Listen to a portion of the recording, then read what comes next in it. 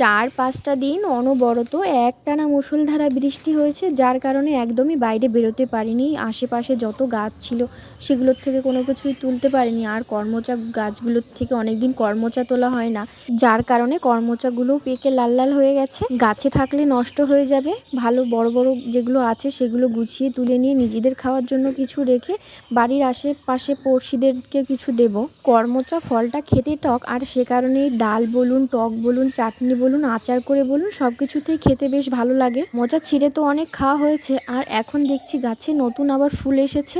আর এই বোটাটাতে একটা বোটায় 5টা করমচা, দেখতে বেশ ভালো লাগছে। আর করমচাগুলো গুছিয়ে নিয়ে গিয়ে এখন একটা দিদাকে দিতে যাচ্ছি। আর বাড়ির থেকেই তুলেছি অনেক রকম সবজি।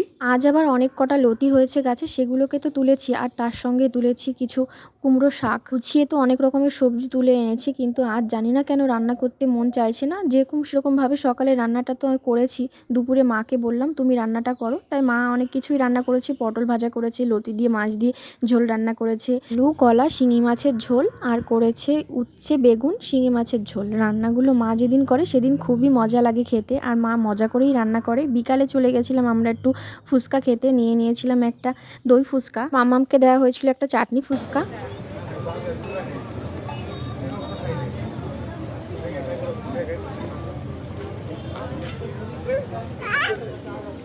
টক ঝাল মিষ্টি এই ফুচকাটা খেয়ে আমার তো দারুণ মজা লাগলো। আর আপনাদের আমার এই ভিডিওটি দেখে কেমন লাগলো অবশ্যই কমেন্ট করে জানাবেন। আর ভিডিওটি ভালো লাগলে লাইক কমেন্ট শেয়ার করে আমার পাশে থাকবেন।